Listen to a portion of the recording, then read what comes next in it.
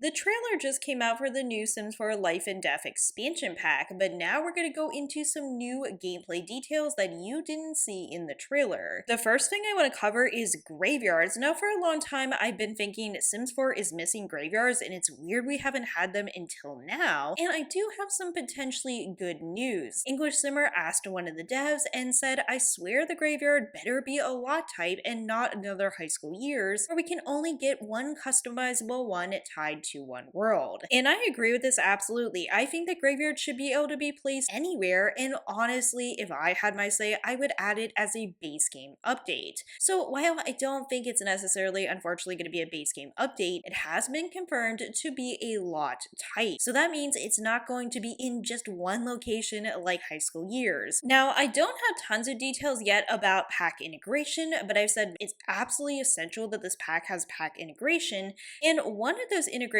we know we're going to get is with the bucket list. So the bucket list has an interaction with the midlife crisis, and the midlife crisis also will feed into the soul's journey. So if you have growing together, it will work well with this pack, at least in theory, fingers crossed. Now, I will say, some people did say that the world didn't look super unique, and I guess I agree with that. It's hard to tell from just the first preview. I thought the world looked okay, but not exceptional, and I'm okay with that as long as the gameplay is really good. However, I do have some information that the world is going to be based upon Romania. However, it could be a combination of other places too. And this is something they have done with other packs in the past. There are a couple of packs that are actually based on a fusion of locations. This is definitely true of a place like San Myshuno, for example. Do you prefer if it's based in one location, or do you prefer a combination like they are doing with this pack? For me, honestly, it just really depends, and it depends on execution. Honestly, one of my biggest worries with any new pack, of course, is overall functionality, and sometimes I feel like packs are made too quickly. I don't know for sure if this was made with care whatsoever, but I do know that it's been in the works for a while. But SimGrew Connor did mention it's been a while, and this was in response because we've honestly been getting hints for this pack for quite some time. In fact, I remember hints as far back as 2 years ago, and I was starting to think maybe they weren't actually hints at all. Nonetheless, I truthfully hope they took their time, because I think this pack has so much potential, and I would hate to see it fall flat on its face, something unfortunately we have seen all too often in Sims 4's history. Now, that heaviness aside, I did mention while I was watching the trailer, I was actually really impressed with some of the CAS items, and the CAS does have a theme here. The theme is a unique style that they like to call Death Shroud Core. A lot of love in research and symbolism.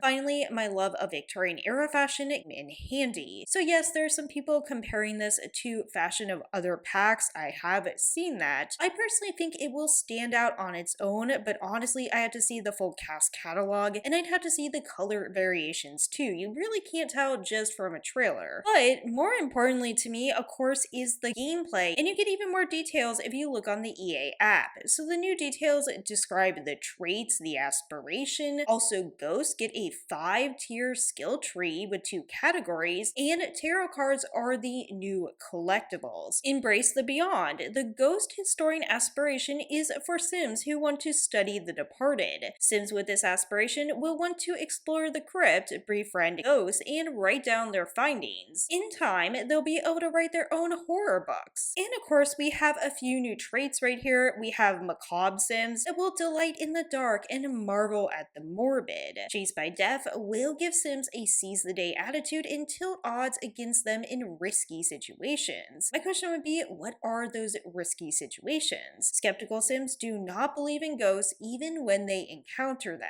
There could be some interesting dynamics here. I personally think it just matters how the traits interact with other traits. That's something I always have a problem with in Sims 4, is that I think sometimes the traits have tons of potential, but I want to see some conflict between other Sims based upon those traits. Now, something I'm pretty sure I'm going to approve of is the improvement for ghosts. So there is power progression for ghosts with a 5-tier split between good and evil, as well as a 4-tier neutral track in the middle. As you work to become the best or worst soul you can be, you unlock powerful abilities. Make sure to watch your stamina. You'll actually get more see-through when you're low on energy. The ultimate ability of the good track is Benevolent Blessing, and the ultimate ability of the evil track is Otherworldly Curse. I really hope they play that evil up and you can wreak absolute havoc in your game, there also is going to be a new pet. So a pet crow can be a beloved companion. In addition to crows maybe bringing you some presents, they can actually be taught to say Simlish through mimicry. If you provoke your crow, however, it could become upset, and its friends will punish you with a death by murder of crows. Honestly, that sounds absolutely brutal, and that actually sounds like something that would have been in the second Sims game. There's also a new collectible, which is tarot cards, which can be found around Ravenwood. Once you get a full deck, you can perform readings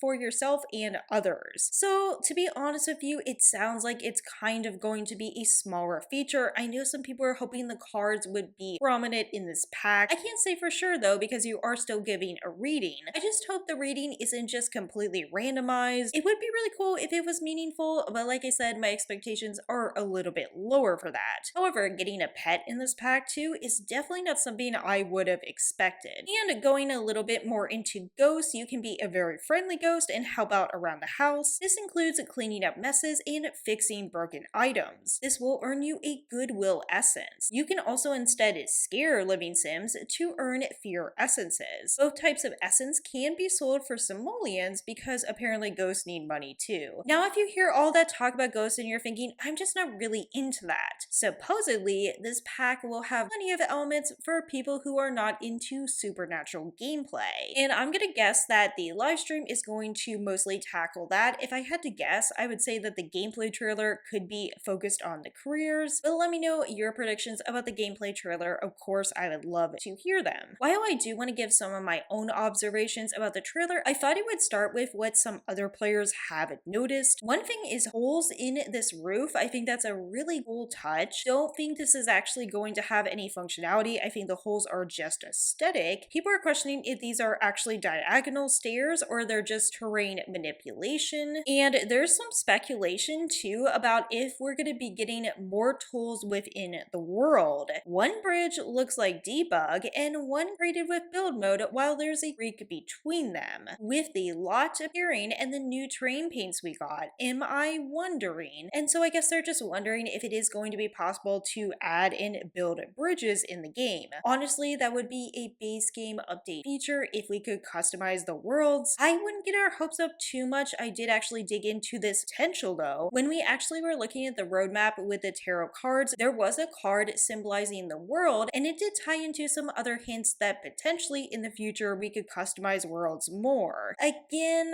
I don't know what I really think about this. I think it's a stretch, but I would be happy to see this happen. It would be amazing if we could even customize worlds a teensy tiny bit. Of course, what I really want is a game with an open world environment and a whole world creator, but let's be honest, that is not going to happen in Sims 4. Now, wrapping up this short video, one of the gurus actually shared one of the items in the trailer, this Whispering Wren messenger statue. It's believed that whispering your message will send the wren skipping away to find your lost love.